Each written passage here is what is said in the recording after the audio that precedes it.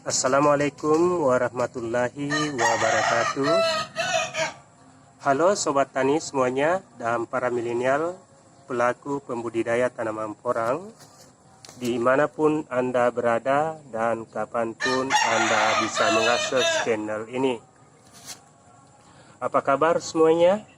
Semoga Anda dalam keadaan bahagia hari ini dan bisa mencapai apapun yang Anda inginkan selama ini. Amin ya rabbal alamin. Selamat datang kembali di YouTube channel Andalan TV dan masih bersama saya Dahlan Suhanda dalam liputan lanjutan eksperimen tanaman porang pada ketinggian 7,92 meter di atas permukaan laut di Kota Palembang. Pada video kali ini saya akan mengulas dengan topik pembahasan yaitu proses pertumbuhan tanaman porang. Namun sebelum lanjut, saya mohon dukungan Anda agar channel ini bisa berkembang supaya saya lebih termotivasi untuk membuat video berikutnya yang tentunya lebih menarik. Dengan cara tekan tombol like, subscribe, share, komen, dan tolong dinyalakan loncengnya agar Anda selalu mendapatkan notifikasi di setiap saya mengupload video terbaru di channel ini. Baik, terima kasih atas dukungannya dan selanjutnya saya akan mengajak Anda ke pembahasan lebih lanjut. Tanaman porang dapat dikembangkan dengan cara sebagai berikut. Satu, dengan cara vegetatif, yaitu menggunakan bibit dari umbi maupun bulbil. Yang kedua, cara generatif, yaitu ditanam dengan bijinya, yang biasanya pada umur tertentu keluar bunga dan selanjutnya menghasilkan ribuan biji kecil-kecil, mirip seperti tongkol jagung. Yang ketiga, dengan cara kultur jaringan, yaitu perbanyakan bibit dengan cara buatan, karena menurut para ilmuwan bahwa setiap sel dari tanaman berpotensi menjadi tanaman yang utuh yang tentunya dengan perlakuan khusus. Dengan cara ini bisa memperbanyaknya dalam jumlah besar. Biasanya dengan cara ini sering dilakukan oleh perusahaan besar karena membutuhkan teknologi yang mumpuni dan peralatan yang lengkap tentunya, serta tempat yang steril. Biasanya satu umbi biasanya dipotong kecil-kecil menjadi puluhan ribu bibit, bahkan lebih. Selanjutnya, saya mau fokus membahas yang cara 1 dan 2 saja yang lebih umum dilakukan di kalangan petani porang di sekitar lingkungan kami. Secara alami, hampir semua bibit tanaman dari golongan biji-bijian dan umbi-umbian dormansinya akan pecah secara alami jika berinteraksi dengan air hujan di saat musim hujan. Selain itu bisa juga dengan cara buatan, dengan merendamnya dengan ZPT atau zat pengatur tumbuh tertentu atau PGPR, penstimulan atau pemacu pertumbuhan untuk memecah dormansi dan merangsang pertumbuhan tunas dan akar.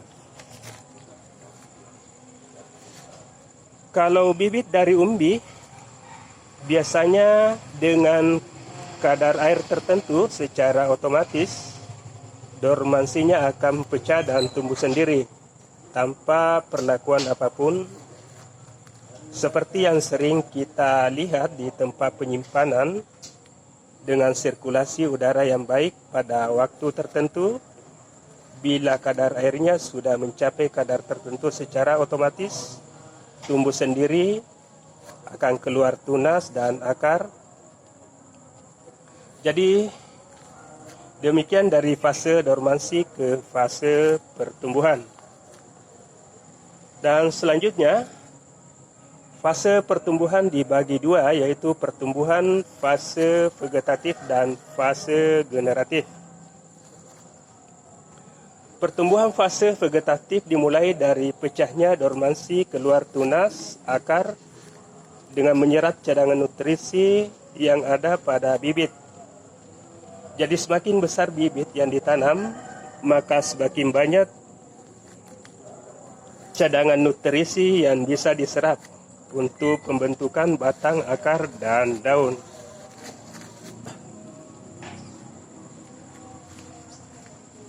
Dan selanjutnya, semakin besar batang, akar, dan daun yang terbentuk, maka semakin besar pula umbi yang akan dihasilkan nantinya. Lalu selanjutnya, batang, daun, dan akar menjadi sempurna sampai bisa memetabolisme sendiri makanannya. Klorofil daun sudah terbentuk dengan sempurna sehingga bisa menangkap sinar matahari dengan baik untuk melakukan proses fotosintesis untuk menghasilkan energi.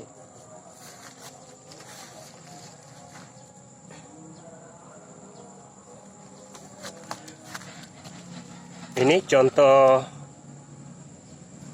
contoh bibit yang sudah disemai. Ini sudah mulai keluar bintik-bintik tunas seperti ini. Ini sudah keluar bintik-bintik tunas seperti ini. Ini sudah ada bintik-bintik tunasnya. Jadi ini sudah mulai pecah dormansi, mulai tumbuh keluar tunas dan akar.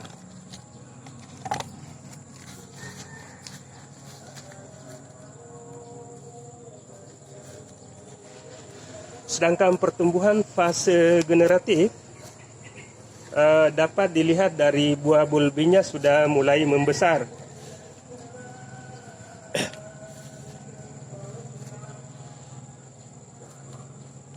Daun sudah mulai tampak kelihatan hijau tua sampai batangnya menjadi kering. Cadangan nutrisi yang tersimpan di batang habis diserap kembali untuk pengisian dan pembesaran pertambahan bobot umbi. Jadi setiap siklus pertumbuhan batang mengalami fase pertumbuhan vegetatif dan generatif. Biasanya siklus batang pertama sudah masuk ke fase generatif, sedangkan siklus batang kedua masih dalam fase pertumbuhan vegetatif. Demikian juga pada siklus batang berikutnya.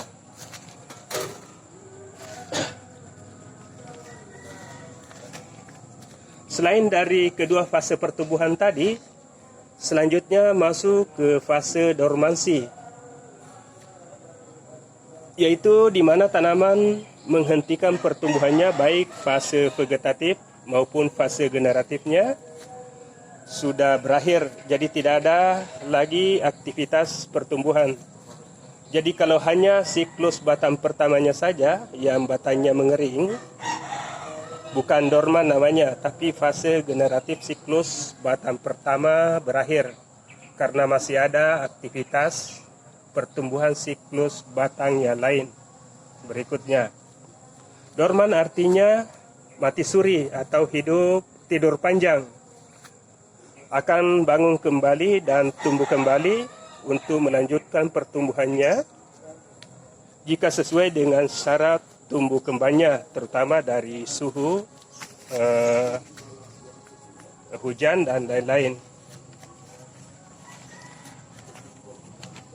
Selanjutnya, saya akan mengajak Anda untuk melihat contoh tanaman porang yang dorman, yang menghentikan pertumbuhannya. Coba kita gali. Di sini ada tanaman porang yang dorman, sudah menghentikan aktivitas pertumbuhannya sama sekali. Pertumbuhan tunas selanjutnya tidak ada lagi, jadi sama sekali tidak ada aktivitas pertumbuhan lagi. Ini kita coba gali. Ini kemarin dari umbi mini sebesar buah sawo yang 2 batang ini. Coba Ini sebenarnya sudah ditinggal 1 minggu kemarin, jadi tidak diurus. Tak tahu pulang sudah ini. Ini dari umbi mini sebesar buah sawo. Ini ada 2 batang ini, yang 1 batangnya belum dorman. Kemarin lingkar batangnya ini 11,5 cm lingkar batang di pangkal batangnya, kemudian tingginya 125 cm. Ini coba kita cuci dulu, nanti kita timbang, timbangannya sudah kami siapkan. Kemudian ini ada 1 lagi yang dorman, coba kita gali lagi. Ini daunnya sudah benar-benar kering. Coba kita gali ini mudah saja digalinya karena ini menggunakan media pasir. Ini coba ini. Kita coba timbang nanti hasilnya. Ini bibitnya kemarin ini seperti kelereng kaca. Jadi bibitnya kemarin sebesar ini kemarin bibitnya.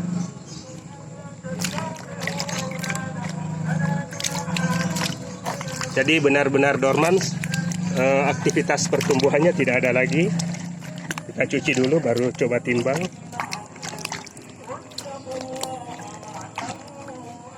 Ini daunnya benar-benar kering, jadi seluruh nutrisi yang ada di batang dikonversi menjadi pertambahan bobot umbi. Seluruh nutrisi yang ada di batang itu sudah 100% diserap kembali menjadi pertambahan bobot umbi. Coba kita timbang. Ini dorman pada siklus batang kedua. Coba timbang.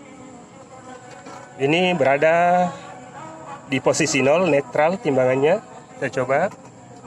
Nah, kita lihat 1,6 silau. 1 kilo 6 ons. 1 kilo 6 ons. Ini dari bibit umbi mini sebesar buah sawo atau sebesar katak super. Ini lagi dari katak mini sebesar kelereng 2,5 ons, hampir 3 ons. Ini pembandingnya dari yang dorman sekarang dengan lingkar batang 14 cm, tinggi 130 cm, belum dorman. Ini sama-sama dari umbi mini sebesar buah sawo atau sebesar katak super.